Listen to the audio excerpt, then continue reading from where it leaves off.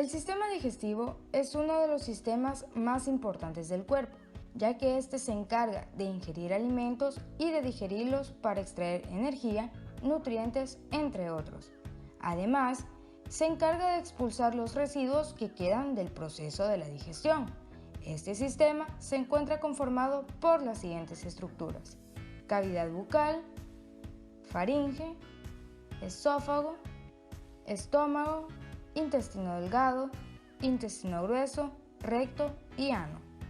A través de este video mostraremos los pasos de la digestión y el funcionamiento de cada una de las estructuras anatómicas que lo conforman, además de patologías que se encuentran estrechamente relacionadas con el mal funcionamiento de este sistema. ¿Sabías que la cantidad de alimentos que ingerimos depende de un deseo fisiológico denominado hambre? Mientras que el tipo de alimento que buscamos consumir con preferencia depende de nuestro apetito, que es la inclinación hacia un tipo de comida en específico. Masticación.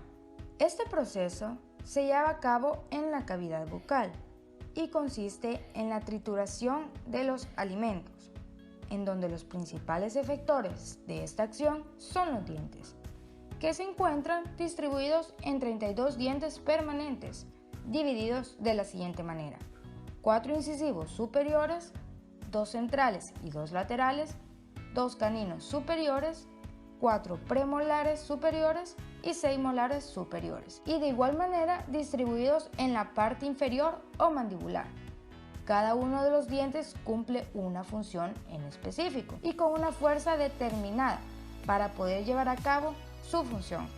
Por ejemplo, los dientes incisivos son cortadores o desgarradores con una fuerza de 25 kilogramos, mientras que los molares son trituradores con una fuerza de 100 kilogramos. Gran parte de este proceso se lleva a cabo por un reflejo denominado masticatorio, el cual desencadena una inhibición de los músculos de la masticación, como el macetero, temporal, pterigoideo medial y pterigoideo lateral, que hacen descender a la mandíbula. Estos músculos se encuentran inervados por el quinto par craneal, junto a la caída de la mandíbula. Se inicia una distensión de los músculos mandibulares que inducen a una contracción.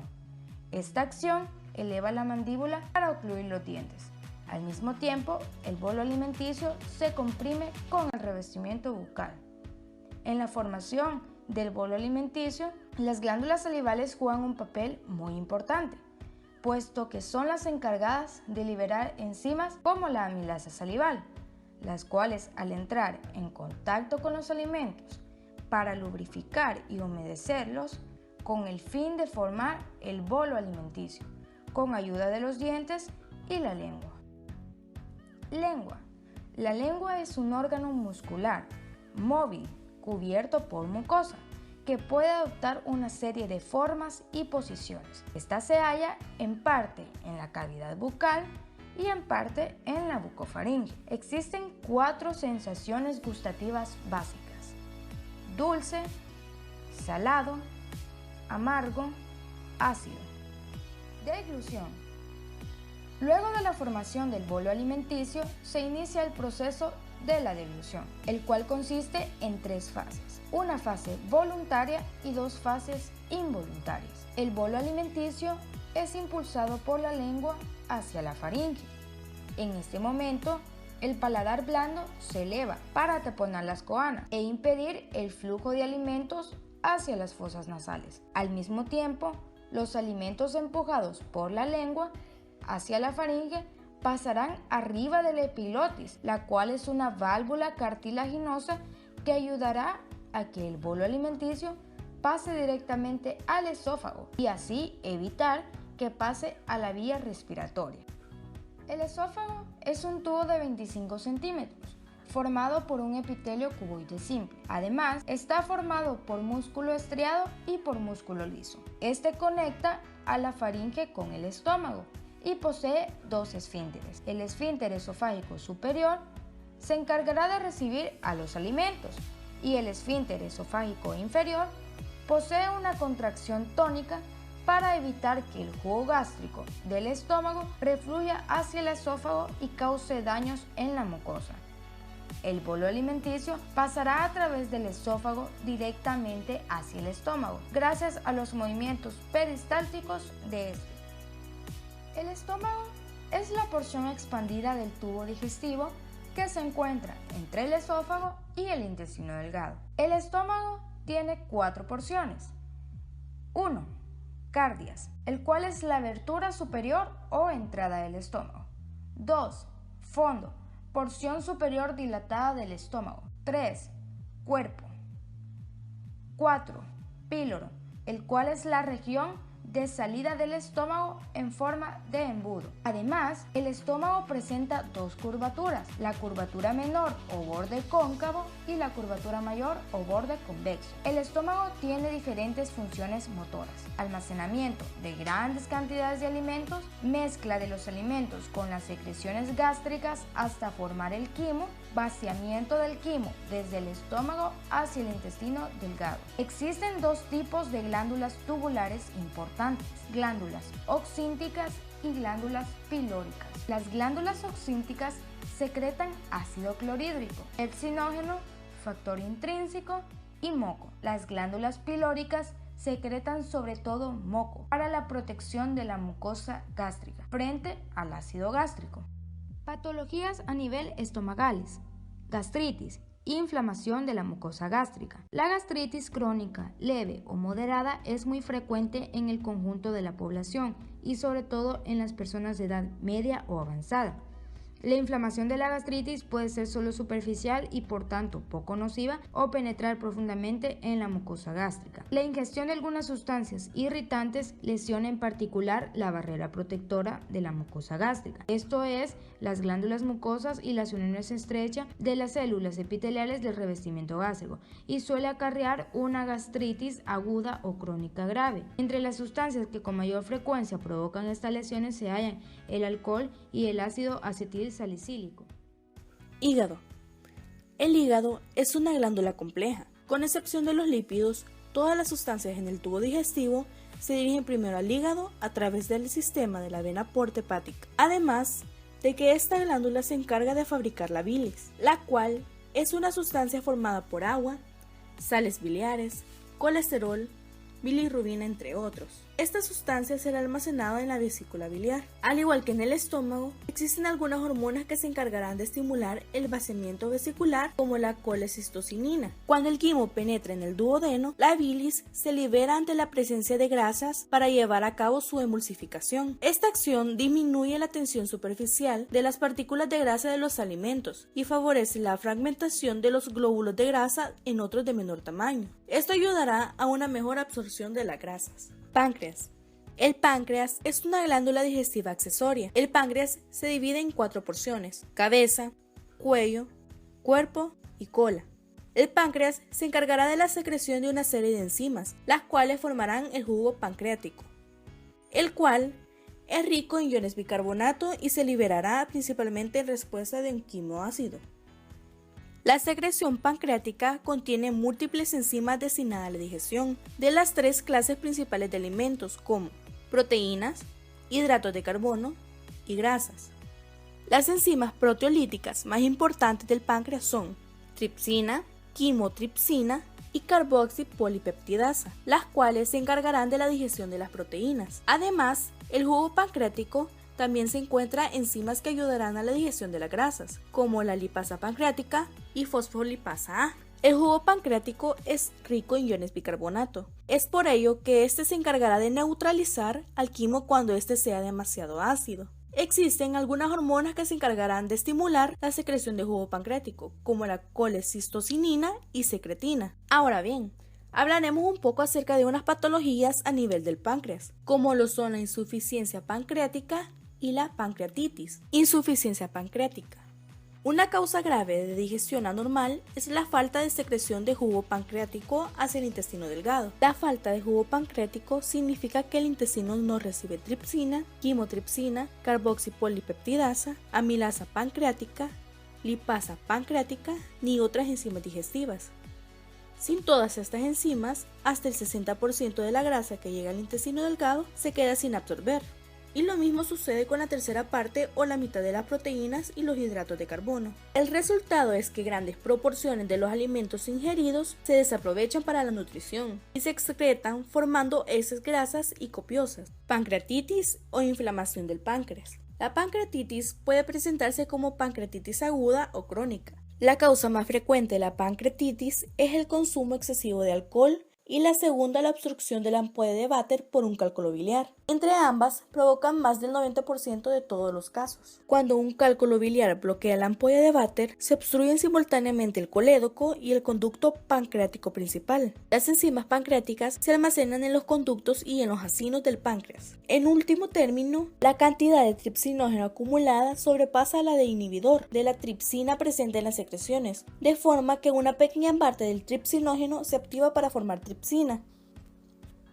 Cuando esto sucede, la tripsina activa al resto del tripsinógeno, el quimotripsino y la carboxipolipeptidasa, y se crea un círculo vicioso que provoca la activación de la mayor parte de las enzimas proteolíticas existentes en los conductos pancreáticos y en los acinos. Estas enzimas digieren con rapidez grandes porciones del propio páncreas, destruyéndolo a veces de forma completa y permanente, por lo que pierde su capacidad para secretar enzimas digestivas. Intestino delgado. Esta es una sección del aparato digestivo que conecta el estómago con el intestino grueso y se encuentra dividido en tres partes denominadas duodeno, yeyuno e ilium. La característica más significativa del duodeno es la presencia de unas glándulas de secreción mucosa en la capa submucosa. Estas glándulas se conocen como glándulas de Brunner. Las glándulas de Brunner drenan en las criptas del Lieberhum, en la base de las vellosidades.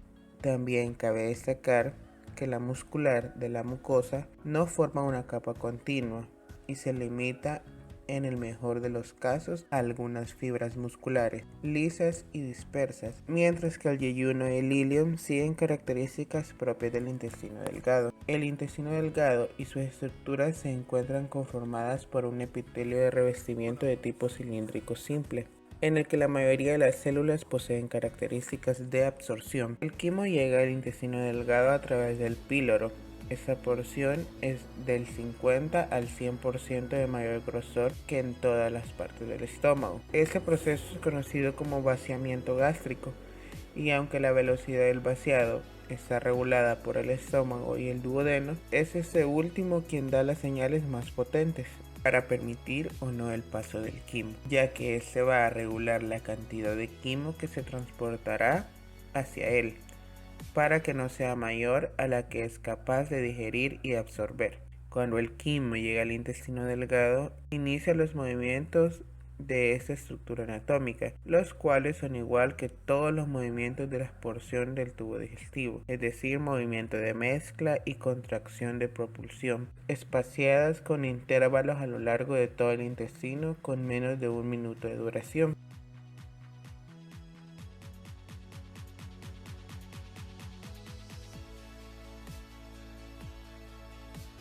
Estos movimientos son característicos por formar contracciones de segmentación, que dan una forma de atados de chorizo, esto con el fin de segmentar el quimo en 2 o 3 partes, para que el movimiento de avance sea mejor efectuado, mientras que los movimientos de propulsión o de peristaltismo del intestino delgado son encargados de empujar el quimo a lo largo de todo el intestino delgado.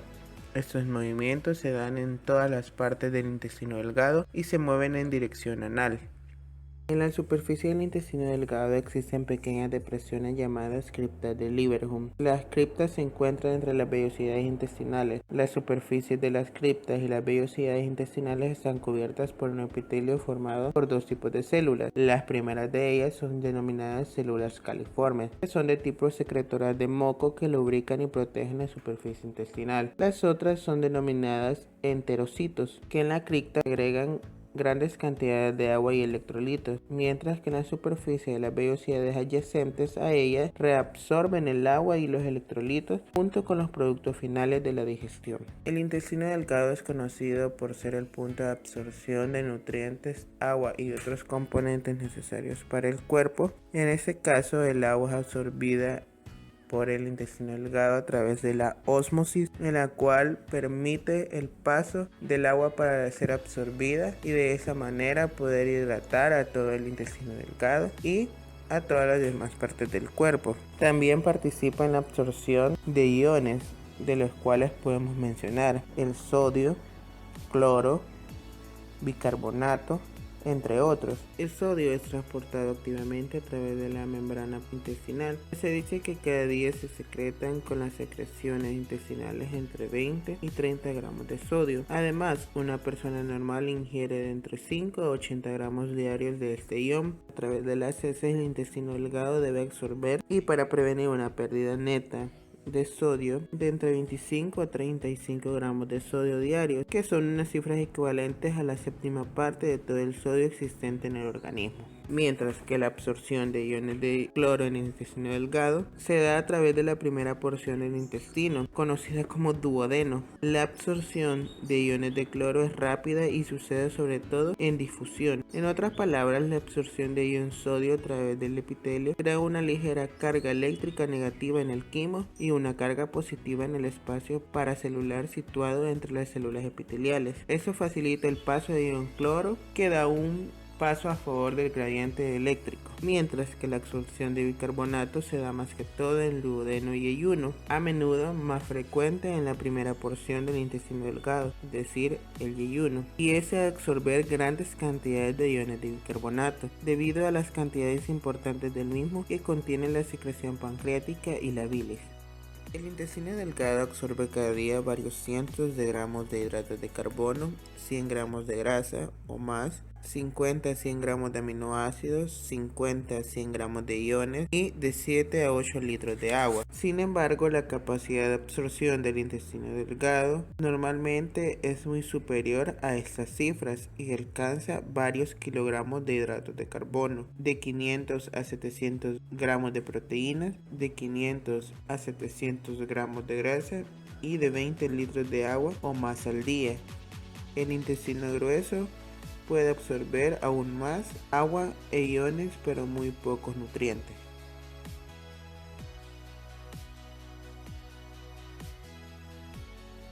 Secreción de moco en el intestino grueso. La mucosa del intestino grueso tiene muchas criptas de Librejum, pero este carece de vellosidades. Las células epiteliales apenas secretan enzimas digestivas, contienen células de mucosa que solo secretan moco y este contiene cantidades moderadas de iones bicarbonato. La secreción está regulada por la estimulación de las células de la mucosa de la superficie interna del intestino grueso, por los reflejos nerviosos locales en las células mucosas de las criptas de Librejum. La absorción del intestino grueso forma las heces. Cada día pasan unos 1500 mililitros de quimo por la válvula ileocecal hacia el intestino grueso. La mayor parte del agua y los electrolitos se absorben en el colon. Las heces excretadas contienen menos de 100 mililitros de líquido y se absorbe prácticamente la totalidad de los iones. No queda más que de 1 a 5 mqe de iones sodio y cloro excretados con las heces. La absorción de la mitad proximal del colon justifica el nombre de colon absorbente, a diferencia del colon distal, que funciona como un depósito de las heces para su excreción. Este se conoce como colon de depósito. Las uniones estrechas entre las células epiteliales del intestino grueso evitan la difusión retrógrada de cantidades significativas de iones a través de ellas, ya que la mucosa del intestino grueso absorbe los iones de sodio de manera mucho más completa, es decir, contra un gradiente de concentración. Esto cuando hay grandes cantidades de aldosterona circulante, esta hormona potencia la capacidad de transporte de sodio. La mucosa del intestino grueso secreta iones bicarbonato que absorben un número igual de iones cloro.